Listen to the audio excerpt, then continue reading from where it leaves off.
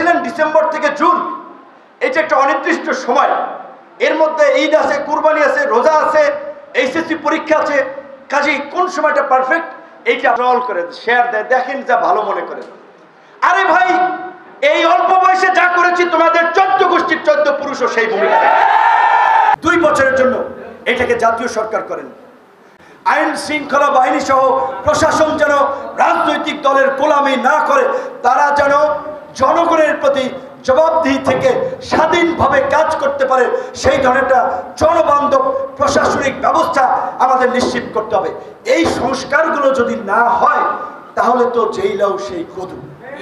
নির্বাচনী ব্যবস্থাকে কেউ প্রভাবিত করতে না পারে এই ধরনের একটা শক্তিশালী নির্বাচনী ব্যবস্থা, একটা নির্বাচনী রোডম্যাপ চাই। নির্বাচন আগে করেন পরে করেন, একটা রোডম্যাপ দেয়। আমরা ভেবেছি সরকার থাকবে বা 1 বছরের জন্য, সেই কারণে আমরা এই সরকারের পাঠ হতে চাই নাই।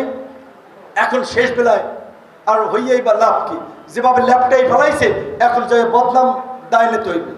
সুতরাং এখন আমরা শুরুর দিকে বলেছিলাম আজকের এই আসিফ নাহিদ, এই উপদেষ্টা, এই ছাত্র নেতাদের অনেকে তৈরি হতো না, কারণ এই গণ অভ্যুত্থানের যারা নেতৃত্ব দিয়েছে তাদের বড় একটা অংশ যাদেরকে নার্সিং করেছি, পৃষ্ঠপোষকতা, যেই কারণে আমরা বলছি শুধুমাত্র মৌলিক সংস্কার নয়, প্রয়োজনীয় সকল সংস্কার বাস্তবায়ন করেই আগামী নির্বাচন হতে হবে। আপনারা যাচাই বাছাইয়ের সময় আপনি নির্ধারণ করেন।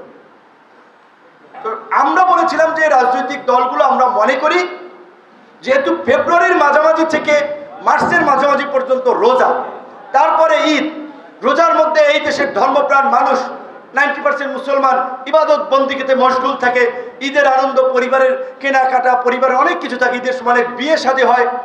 তো এই সময়টা নির্বাচনের জন্য উপযুক্ত সময় না। এপ্রিলে এইচএসসি পরীক্ষা হবে, কাজেই এটা আমরা যতই নিয়ন্ত্রণ করতে চাই, আর্মি নামাইয়া, পুলিশ নামাইয়া, নির্বাচনের সময় এই দেশের দীর্ঘদিনের যে কালচার, মারামারি, হানাহানি, টুকটাক ঘটনা ঘটে থাকে, তো তাহলে এপ্রিলটাও নির্বাচনের জন্য উপযুক্ত সময় না। আবার এপ্রিল থেকেই গরম শুরু হয়ে যায়, মে মাসে ঠাড়া ভাঙ্গা রোদ, এই সময় ক্যাম্পেইন করতে যে মানুষ অজ্ঞান হয়ে পড়ে যাবে।